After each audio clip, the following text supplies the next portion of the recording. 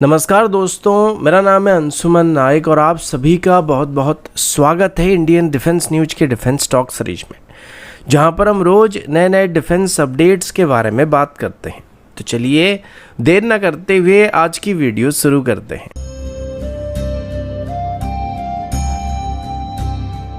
आज की पहली update multi role combat aircraft की टेंडर को लेके, और अभी इसमें रफाल को लेके काफ़ी चर्चा चल रहा है। वैसे शुरू से ही रफाल इंडियन एयरफोर्स का पहला पसंद रहा है और अभी डसॉल्ट एविएशन की तरफ से ऑफिशियली बात कंफर्म किया जा रहा है कि वो अपने लेटेस्ट रफाल F4 वेरिएंट को इंडियन एयरफोर्स की multi role fighter jet aircraft की टेंडर में ऑफर करने वाले हैं।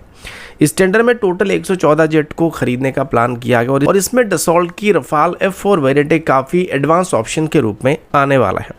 अगर प्रोडक्शन की बात करें तो 2025 तक रफाल की F4 वेरिएंट प्रोडक्शन लाइन पर आने वाली है और डसॉल्ट के ऑफिशियल ने बताया कि F4 वेरिएंट में काफ़ी सारे अपग्रेड्स किए जा रहे हैं जो इंडियन एयरफोर्स के अभी के जो एग्जिस्टिंग रफाल F3R स्टैंडर्ड है उनके मुकाबले थोड़े एडवांस होने वाले हैं। वैसे इंडियन एयरफोर्स की तरफ से अभी जिन रफाल की F3R स्टैंडर्ड के वेरिएंट को ऑपरेट किया जा रहा है, इनकी कुछ टेक्नोलॉजी पहले से रफाल की F4 वेरिएंट के साथ लगभग सिमिलर है, लेकिन फिर भी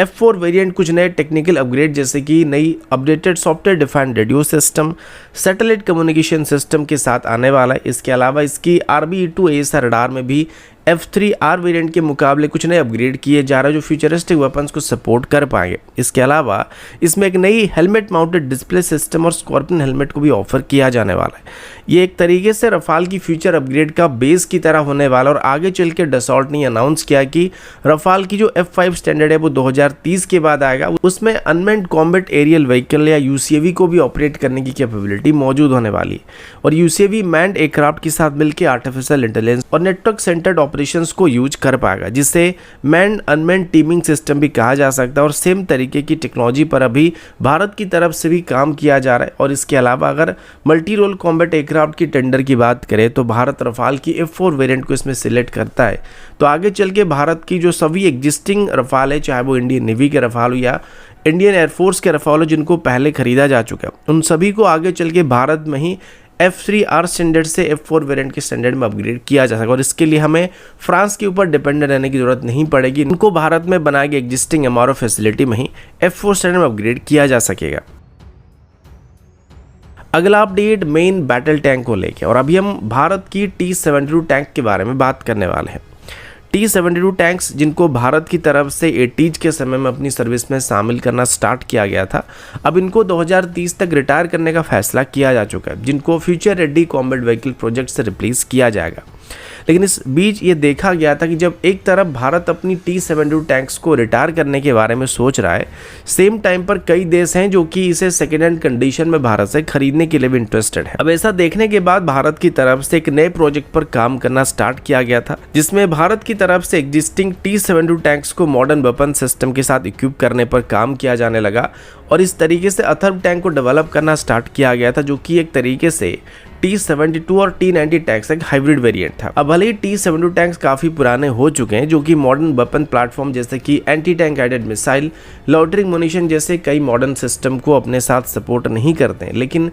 इसका बेस या चेसिस आज भी काफ़ी ताकतवर है और इस वजह से CVRD की तरफ से इसमें पुरानी टरेट को निकाल कर उसकी जगह पर मॉडर्न T-90 टैंक्स की टरेट को इंटीग्रेट करने का प्लान किया गया था। अब जैसे कि T-90 का टरेट जो है वो लगभग सभी मॉडर्न अटैचमेंट और वेपन प्लेटफॉर्म को सपोर्ट करता है, तो उस वजह से अब इस नई हाइब्रिड टैंक में लगभग सभी मॉडर्न वेपन को इंटीग्रेट किया जा सकता है। और अभी खास करके ड्रोन थ्रेट को काउंटर करने के लिए इसमें CVRD की तरफ से डेडिकेटेड एंटी ड्रोन जैमर को भी इंटीग्रेट करने का प्लान किया जा रहा है। अब जैसे कि हम इनको रिटायर करने वाले हैं, तो अगर इसके बाद हमें कोई इसका खरीदार मिल जाता है तो हमारे लिए काफ़ी फ़ायदा होने वाला है, क्योंकि हम इसको सेकेंड हैंड कंडीशन में बेच पाएंगे और इससे जो पैसा हमको मिल जाएगा उसको हम आगे चल के हमारी डेवलपमेंट के ऊपर या नए टैंक को खरीदने में इसका खर्च कर सकते हैं। इसके अलावा इन टैंक्स में अभी एक 1000 HP की पावरफुल इंजन ऑप्शन को भी दिया जाने वाला है, जो कि कस्टमर की डिमांड के ऊपर डिपेंड करने वाला है। और ऐसे कई देश है, खास करके अफ्रीकन कंट्रीज है, जो कि इन टैंक को एक्वायर करने की प्लानिंग कर रहे हैं और आगे चल के अभी पहले बैच में ऐसे 700 के आसपास मॉडर्नाइज्ड T-72 या अथर्व टैंक को एक्सपोर्ट करने का प्लान किया जा रहा है।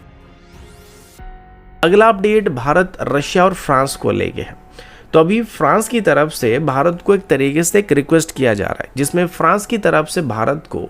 इंडियन एयरफोर्स की Su-30M के एयरक्राफ्ट में इस्तेमाल होने वाली सिस्टम्स और खास करके एवियोनिक्स को रशिया को एक्सपोर्ट करने के लिए मना किया जा रहा है। अभी जंग की वजह से आपको पता होगा कि रशिया की हालत काफ़ी ख़राब है और अभी पूरी यूरोपियन कंट्रीज की तरफ से रशिया पर कई सारे सैंक्शन लगा दिए गए हैं। लेकिन रिसेंटली पता चला है कि कजाकिस्तान की एक कंपनी की तरफ से अभी इन सभी सैंक्शंस को किसी भी तरीके से बाईपास करके रशिया को उनकी Su-30SM एयरक्राफ्ट को अपग्रेड करने और मेंटेन करने में मदद किया जा रहा है। ये बात सुनने के बाद फ्रांस की तरफ से भारत को कोई भी फ्रेंच ओरिजिन एवियोनिक्स इक्विपमेंट को रशिया को एक्सपोर्ट करने के लिए मना किया जा रहा है। दरअसल रशिया की जो Su-30SM एयरक्राफ्ट हैं, ये इंडियन एयरफोर्स के लिए सबसे पहले डिजाइन किए गए Su-30M के एयरक्राफ्ट के ऊपर बेस्ड हैं। सबसे पहले इनको रशिया की तरफ से भारत के लिए बनाया गया था, जिसमें भारत की रिक्वायरमेंट के हिसाब से रशिया की तरफ से रशियन सिस्टम के बदले फ्रेंच ओरिजिन एवियोनिक्स और कम्युनिकेशन इक्विपमेंट का इस्तेमाल किया गया था और बाद में रशिया की तरफ से सेम प्लेटफॉर्म को कई और देशों को भी एक्सपोर्ट किया गया था। लेकिन अभी इनको मेंटेन करने में परेशानी हो रही है और कजाकिस्तान बेस्ड कंपनी की बात सामने आने के बाद अभी फ्रांस को डर लगने लगा है कि शायद भारत यहाँ पर रशिया को इसमें मदद कर रहा होगा और फ्रेंच ओरिजिन सिस्टम को जिनको इंडियन एयरफोर्स के लिए ऑफर किया गया था और टीओडी के साथ भारत में बनाया जाता है, उनको भी रशिया को भारत ऑफर कर रहा होगा, जिस वजह से फ्रांस अभी फॉर्मली कोई भी फ्रेंच ओरिजिन एवियोनिक्स जिनको टीओडी के साथ भारत में लोकली मैन्युफैक्चर करने का परमिशन दिया गया था, उन सभी को रशिया को एक्सपोर्ट करने के लिए मना किया जा रहा है। अगला अपडेट कटाना ऑटोनोमस वेपन सिस्टम को लेके। इंडिया की रोबोटिक्स और एआई कंपनी ग्रिडबॉट की तरफ से एक बहुत ही एडवांस वेपन स्टेशन को डेवलप किया गया है, जिसका नाम कटाना ऑटोनोमस वेपन स्टेशन है। ये सिस्टम होमलैंड सिक्योरिटी यूनिट्स और अनमेन्ड ग्राउंड व्हीकल या यूजीवीज की डिफेंसिव कैपेबिलिटीज को कई गुना तक बेहतर करने के लिए डिजाइन किया गया है। कटाना एक ऐसा फ्यूचरिस्टिक वेपन स्टेशन है जो फुली ऑटोनोमस डिफेंस सोल्यूशन को प्रोवाइड करता है, यानी कि इसको ऑपरेट करने में ह्यूमन की जरूरत नहीं पड़ती और अपने आप ही ऑपरेट कर सकता है। इसमें एडवांस एआई का इस्तेमाल किया जाता है जो कि सेकंड्स में मल्टीपल टारगेट को ट्रैक, लॉक और एलिमिनेट करने की कैपेबिलिटी प्रोवाइड करता है। कटाना का सबसे बड़ा फीचर इसका एआई और इसकी डीप लर्निंग टेक्नोलॉजी का इंटीग्रेशन है, जो इसे ट्रेडिशनल वेपन सिस्टम से काफ़ी अलग बनाता है। कटाना सिर्फ मैनुअल ऑपरेशन पर डिपेंड नहीं करता, बल्कि ये टारगेट को ट्रैक करता है, आइडेंटिफाई करने के साथ साथ पिछले एंगेजमेंट से भी सीखता रहता है। इसका मतलब ये कि ये सिस्टम वक्त के साथ साथ एफिशिएंट होता जाता है और थ्रेट को फास्टर और ज्यादा एक्यूरेसी के साथ धीरे धीरे न्यूट्रलाइज करना सीख जाता है। कटाना को यूजीवीज किसी भी तरह की आर्मर्ड व्हीकल या स्टैटिक सेल्फ डिफेंस पॉइंट पर माउंट किया जा सकता है, जो इसे होमलैंड सिक्योरिटी, बॉर्डर डिफेंस और मिलिट्री ऑपरेशन के लिए काफ़ी परफेक्ट सोल्यूशन बनाने वाला है। ये प्लेटफॉर्म मल्टीपल पेलोड कॉन्फ़िगरेशन के साथ भी सपोर्ट करने वाला है, जिसमें सिंगल, ट्विन, क्वाड और ऑक्टा बैरल लॉन्चर, जिसमें मिशन के रिक्वायरमेंट के हम अलग अलग तरह के वेपन प्लेटफॉर्म का इस्तेमाल कर सकते हैं, जिसमें मशीन गन से लेके हम एंटी टैंक गाइडेड मिसाइल तक को भी इंटीग्रेट कर सकते हैं।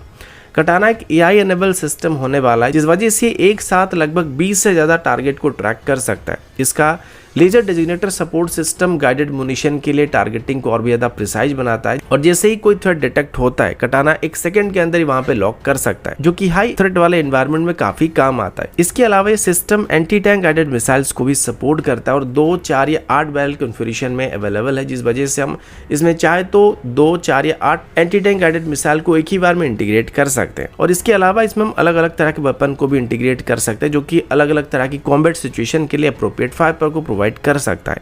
इसका 360 डिग्री पैन और 180 डिग्री के आसपास टिल्ट सिस्टम